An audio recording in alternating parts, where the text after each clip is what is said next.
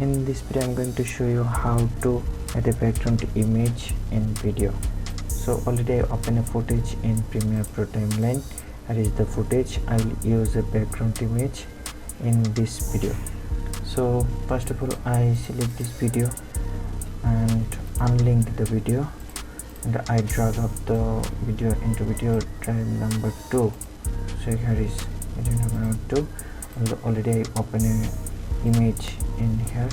I click and drag the image into here. So select the image and drag it up into the full screen. See, image is applied here. Okay, so if I play the button, come to the effect, type here blur, Gaussian blur, drag it, drop here, increase the value 50. See, the color is changing, right? See the video, it's working, right? So we can do the another way.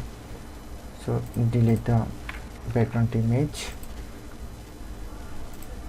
come to the project panel, and here click on mouse right button, new, color matte, default setting, click OK, change the color, which color you want to add, blue color, little lighter. Okay, if you want to add any name here, you can rename it. Okay, so I click the color matte and drag it below the video, upper here. See, the color matte is applied here.